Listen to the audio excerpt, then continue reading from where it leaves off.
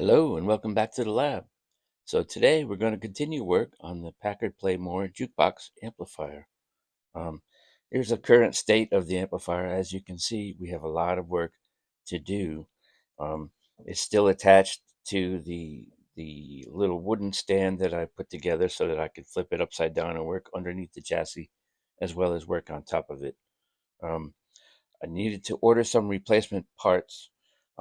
I don't keep a huge inventory of replacement parts here in the lab. I find it's best to just order parts when I need them and they show up within a couple of days. I mean, I do have a couple of things for the most part, though.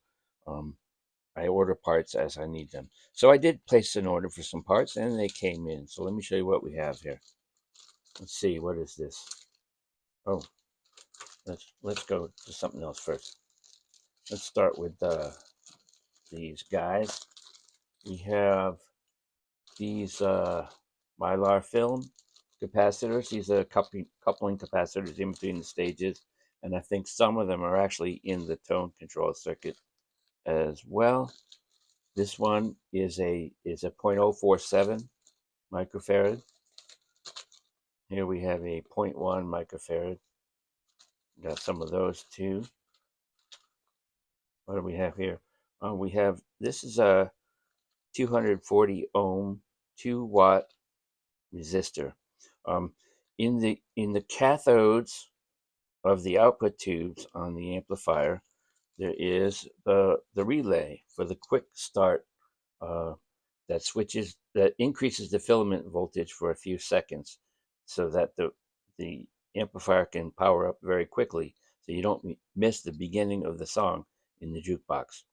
We're not going to be using this relay, but the coil of the relay is in the cathodes of the output tubes, and we need to replace the coil of the relay with an equivalent resistance value resistor, and that's what these resistors are. So I bought several of those. I'll have some extras. We have now these some 10-watt wire wound 1 kilo ohm resistors. This is to replace um, the this connector here on the jukebox amp goes to the jukebox speaker. The jukebox speaker is a field coil speaker. It's not a regular permanent magnet speaker. There's no permanent magnet in the jukebox speaker. In fact, it has a voice coil and a separate coil known as the field coil. And what that field coil does is when you apply power to the amplifier, the high voltage B plus passes through the field coil, energizing it, and then that field coil becomes an electromagnet to replace the permanent magnet in the speaker. We're not going to use a field coil speaker. They're pretty expensive and hard to come by and no longer used by anyone. Now, the instruction manual says to replace the field coil with a 1 kilo ohm resistor if you're not going to use a field coil speaker. It doesn't say what type of power rating to use, but I assume that a 10-watt resistor ought to be good. So um, we will try to use this 10-watt resistor, 1 kilo ohm, as a field coil replacement. Now, I got two of them just in case I mess one up or something, or I'll have an extra one. You'll see more on this 10-watt resistor in a little while later in this video. All right, what do we have here? Some electrolytic capacitors. All right, now this is 47 microfarad, 40 volt. In the original circuit, they were 50 microfarad, 25 volt, I think, something like that. Oh, in fact, it's this. This capacitor will be to replace this one. This CAN capacitor goes in this location back here, which is a 3/4 inch socket, where all the other CAN capacitors are 1 inch diameter. I couldn't get a 3/4 inch replacement CAN capacitor for this to replace this electrolytic. So we're going to put the original electrolytic back in that location. but we're not going to hook it up. Underneath, we're going to use these electrolytics instead. Um, I couldn't find a 3/4 inch can capacitor to replace it. Now I did get a 1 inch can capacitor to replace it with, um, but in order to use it, I would have to punch out the hole or drill it out or somehow enlarge the hole, and I didn't really want to go through all that. And end up taking a chance on messing everything up. So I'm just going to put the original defective electrolytic back in its place, so it'll look like uh, original, but inside, underneath, we're going to be using these electrolytics. Okay. We have these also. This is I don't remember the value, but these electrolytics are to replace this one, which is another filter capacitor that goes underneath. We're going to get rid of this old filter cap, and we're going to use these modern electrolytics in their place. Significantly smaller, but still similar enough in size that it'll be appropriate. Okay, what else do we have? We got some pots. We got two of the controls. One of the tone controls, as well as the volume control, were actually open. In fact, here's one of them here. This is, I believe this was the bass control. It may be the treble control. I don't. Oh, it is the treble control. Um, I took the back off of that pot, and I tried to repair it. It was open. The central contact, the wiper contact, was not making good connection to the resistive element. It was not making any connection at all. It was open at all times. I took it apart and I noticed that the main contact wiper was really bent out of shape. I tried to bend it back into position, but it's still not making good contact at all times. It's pretty hit or miss. And I decided to not play with it too much. I'm just going to replace it with these, $1.99 pots. I may decide at a later date to go with a more higher quality potentiometer, but for now, these will do the job. And they were very inexpensive, and it's not worth trying to repair these old ones that are just not in good shape. Um, Also, the volume control, the same exact pot, 500 kiloohms. Um, uh, Also, the same problem. The wiper does not make contact with the resistive element, so it's at its full value all the time. Can't use that volume control at all. So we're going to replace that one as well. Oh, and this, um, I installed a power switch because there was no power switch installed on this amplifier because the power is switched outside the amp from another location within the jukebox. So it didn't need an internal power switch, but I'm not going to be using it as a jukebox, so um, I'm going to need a power switch. So when I installed the power switch and turned it on, I realized that there was no indicator light, no pilot lamp indicating that I had turned it on, that power was applied. So I went and I purchased the indicator lamp. It's a 6.3 volt, number 47 lamp, and it's bright red. It should look nice. I'm going to drill a hole somewhere in this location, I suppose, and install that pilot lamp in there and connect it across the 6.3 volt filament supply. So whenever we apply voltage to the filaments of the tubes, this indicator light should light up. So those are the parts I purchased so far. That's mainly most of the parts that I need to complete this project, but you can see we have a long way to go. So let's get started on putting some of this stuff in.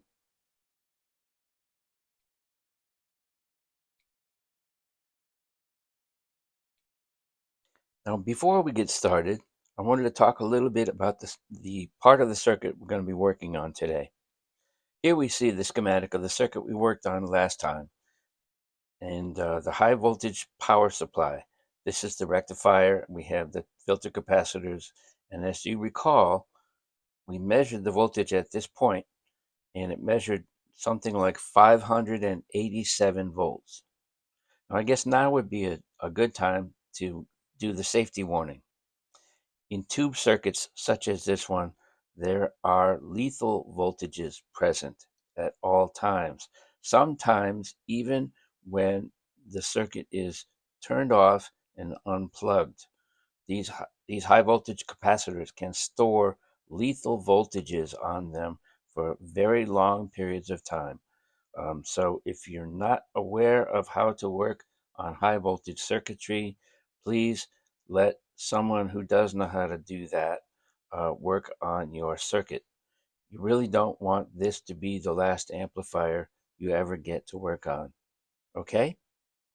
All right. So now let's talk about the circuit we're going to try to work on today, and I'll show you a concern that I have.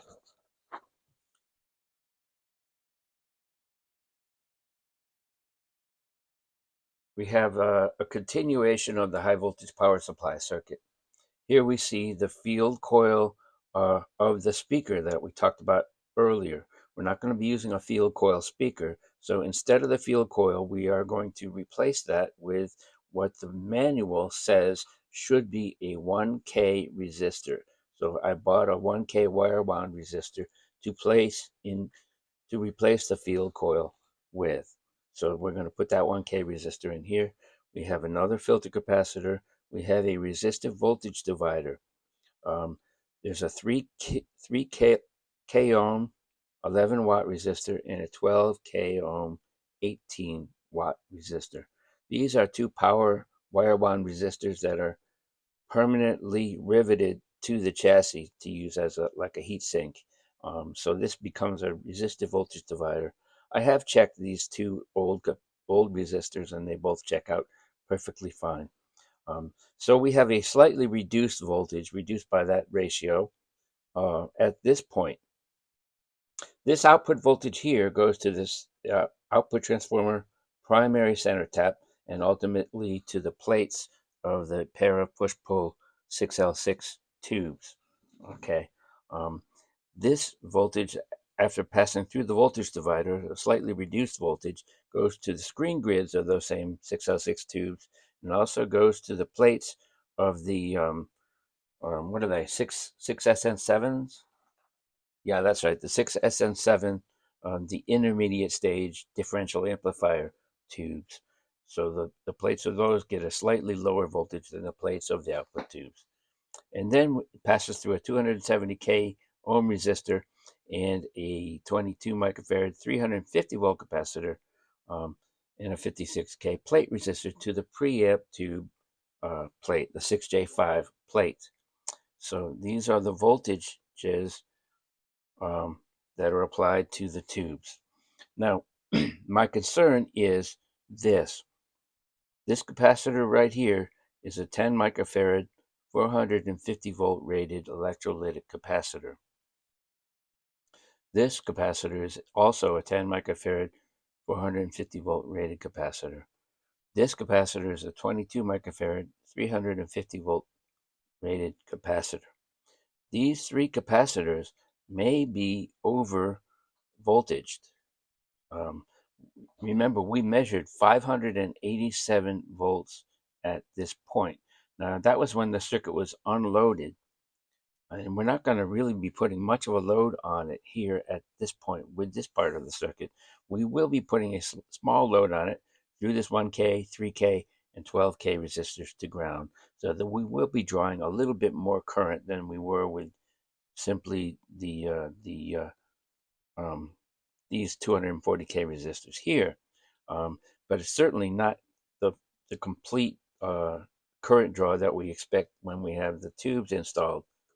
However, because we're not drawing the full amount of current, we may not drop the voltage below this 450 volt rating on the capacitor, which means if we have this capacitor connected in the circuit and more than 450 volt applied to it, it will explode. And I don't really want that. I paid a lot of money for these capacitors. I don't want to blow them up. Same over here at this one, and same down here with this 350 volt capacitor.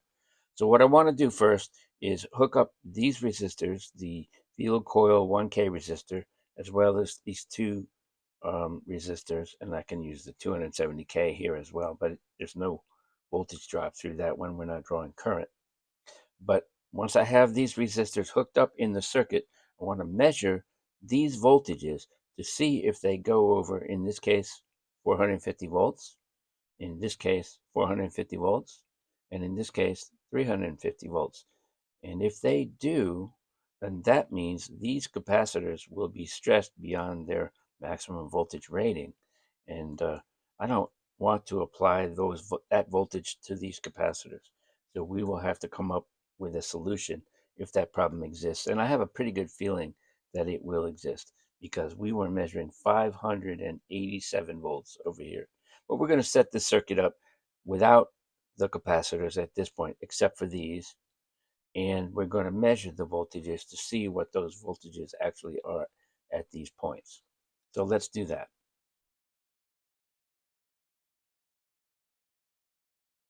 All right, so right now I just have everything hooked up with alligator clips.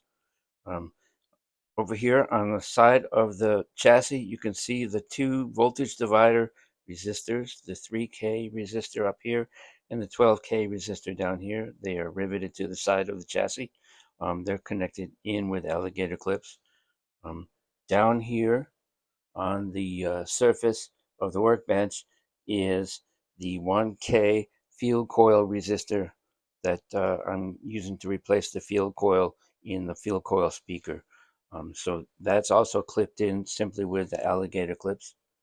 And up here are the three voltages that we're measuring with our voltmeters.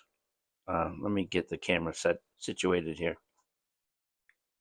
All right, the lower voltmeter reads the highest voltage. That is the voltage before the field coil resistor. The voltage after the field coil resistor will be measured by this voltmeter, and the voltage at the middle end of the voltage divider, the lowest voltage, will be read by this voltmeter. Now, in order for this test to be successful, this voltage can be anything up to 900 volts. This voltage must be below 450 volts, and this voltage must be below 350 volts. I haven't done this test yet, so we're going to find out together, but I have a feeling it's not going to pass the test. So I have one hand in my pocket, and I'm ready to flip the switch to turn the high voltage on. So here we go.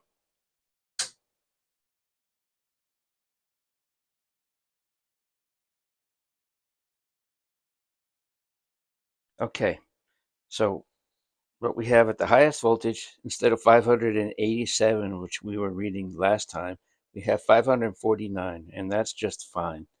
514 volts is above the limit for a 450 volt capacitor. This may be a problem. 412 volts is above the limit for a 350 volt capacitor.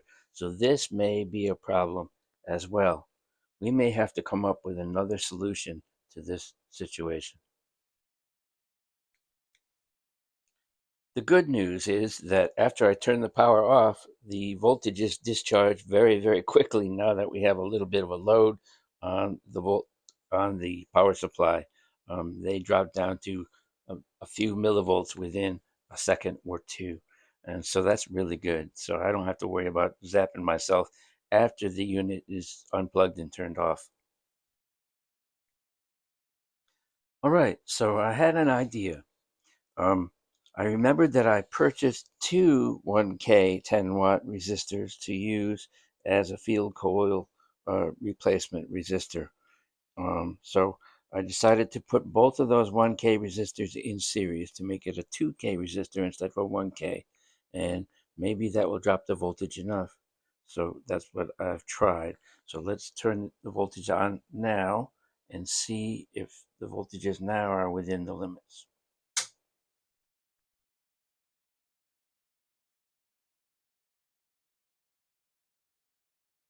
Well, seems like we're getting a little bit closer. This voltage that has to be below 450 is now 486. still too high, but closer. This one that has to be below 350 is now 389. Still too high, but a little closer. So even 2K is not enough of a resistance. Maybe if I increase it even more, let me see if I can find something else to put in there. All right, well, I did find another 2K resistor. So I can put the 2K in series with both of those 1Ks. So 1K plus 1K plus 2K, a total of 4 kiloohms of resistance. Now we can try it and see if it meets the limits that we're trying to reach. Here we go.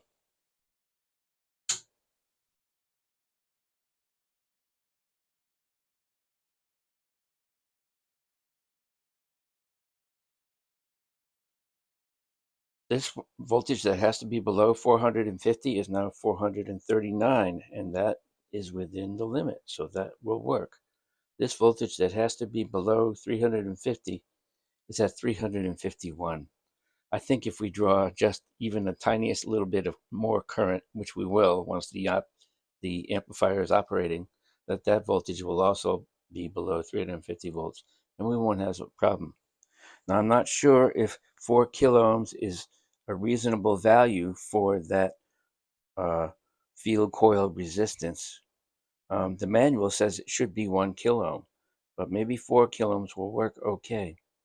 We'll have to try it and see.